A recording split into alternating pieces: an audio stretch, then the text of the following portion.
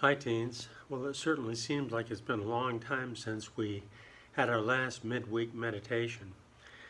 I'll mention this a little bit later, but I do appreciate the fact that many of you prayed for me during my recent heart attack. That kind of put me on a back burner, and I've had to kind of ease back into things slowly but surely. But I want to share some thoughts with you in this devotional. We've titled it, Tell It Like It Is, Beware of Catchphrases. And I'll explain what we mean by that in a moment. But this devotional will be sharing with you some things that I learned during my recent stay in the hospital, my recent recovery from a heart attack. Often Christians use catchphrases without really thinking through what they mean. A catchphrase is a phrase or an expression recognized by its repeated utterance. Some are vague and foster fuzzy thinking. Others are just plain false. I'll give you some examples. The first one, just accept Jesus into your heart. Well, what does accept Jesus into your heart mean? It's a catchphrase that you hear over and over again. Well, just accept Jesus into your heart.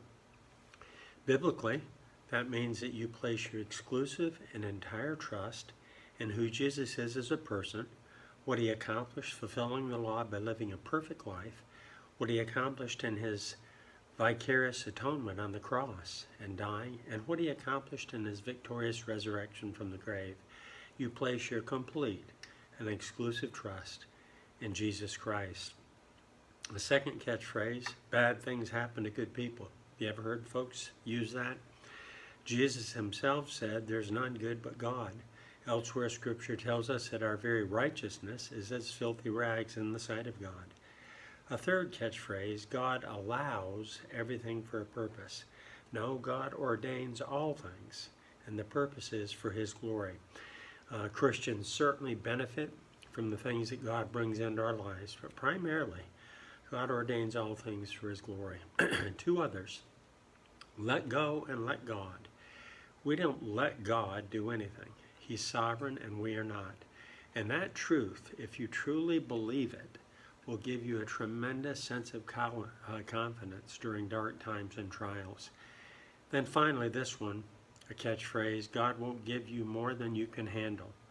God won't give you more than you can handle. If you look at that closely, that's talking about your own strength. You can handle it. God will make sure he doesn't give you more than what you can handle.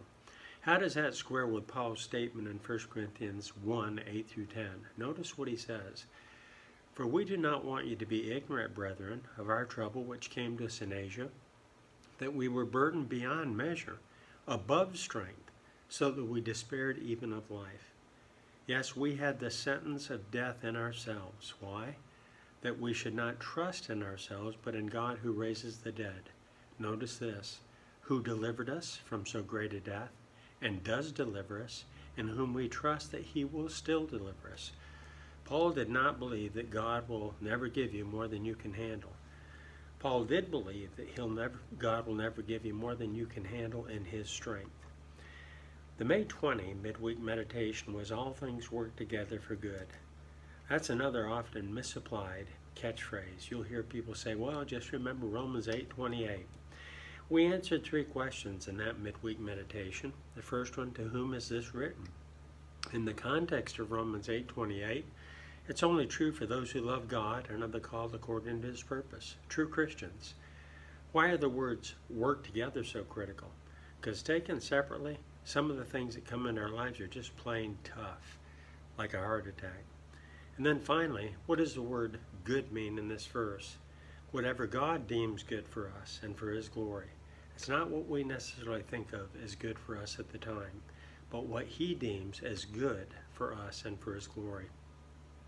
1 month later, after that May 20th midweek meditation, I had a Romans 8:28 event. On June 20 at 11 p.m., my wife called paramedics.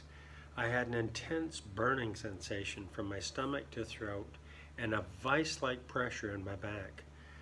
They took my blood pressure, did an EKG, and told me that it was impossible to differentiate between acid reflux and a heart attack without blood work. The next morning, we went to the ER. I had had a heart attack. Increasing cardiac biomarkers raised another red flag. Normal was 0.04. Mine was 4.0 and kept climbing to 39 prior to having a stent placed in a 100% blocked artery. There were two other arteries that were narrowing that they hoped to be able to correct with medication. The title of this midweek meditation, as I said earlier, is Tell It Like It Is. What did I learn from my Romans 8:28 experience that I can share with you? Well, spiritually, it is possible to truly believe that God is in control of all things and that His will shall be done, and also experience intense human emotion. As I lay there in that bed waiting for them to take me, not knowing what the future holds, I truly believe that God was in control and His will would be done. And yet, being swept away from my family so suddenly, knowing that I might not see some of them again in this life, brought quite a bit of emotion to me. And both of them, I believe, were right. I truly believe that God is in control of all things. And yet I'm thankful that I had the emotion that overwhelmed me over gratitude for my family. Second thing, I had no noticeable symptoms prior to my heart attack, and I was shocked, as was my wife, with the news.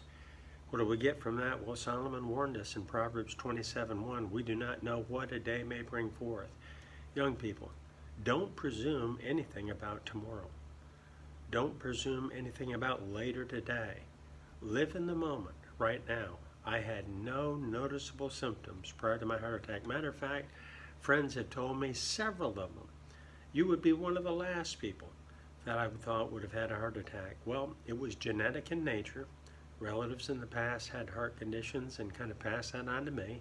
So while I'm in reasonably good health in other areas, I had that issue, and I had a heart attack. A third thing I learned, I was at complete peace with my relationship with God through faith in who Jesus is and what He accomplished for me in His life, death, and resurrection, as I alluded to earlier. I had complete assurance that I would wake up in recovery or in heaven.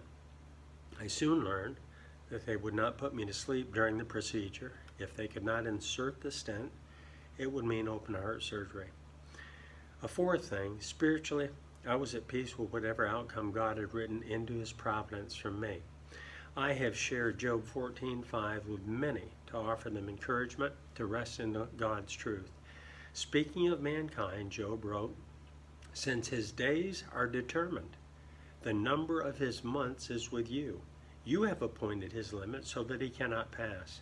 And David wrote in Psalm 139, verse 14, the days fashioned for me when as yet there were none of them. I was now considering those truths that I'd shared with others on a very personal note. These four facts went through my mind, and I embraced them by faith, as I said earlier. My faith was strong, but so were my emotions. We truly never know what a day may bring forth. I was at complete peace with my standing before God, and I was at peace with whatever outcome God had written into His providence for me. I want to close with some practical advice for you as a teen. Time grants no grace, for paths not walked, for love not shown, for truth not taught, or truth not learned. Solomon warned, remember now your Creator in the days of your youth, before the difficult days come, and the years draw near when you say, I have no pleasure in them. That's referring to old age. And old age seems like a very long way off. We have no idea how many days God has allotted for us. Live each day to the fullest, express love to those that you love, and learn all you can while you can. Let me say those three again. Live each day to the fullest, because you're not promised tomorrow. You may never reach old age. Express love to those whom you love, and then learn all you can while you can. Once spent, it's gone, time's gone, and ne'er regained. What might have been can't be reclaimed. Invest your time like treasure rare, for time is life, naught else compares. Years flee like minutes towards our end, and chances lost won't come again. What do we mean by those three verses of the poem? Life affords no instant replays, no do-overs. Once it's done, it's done. Time is your most prized possession, because time is life. Use it wisely, invest it.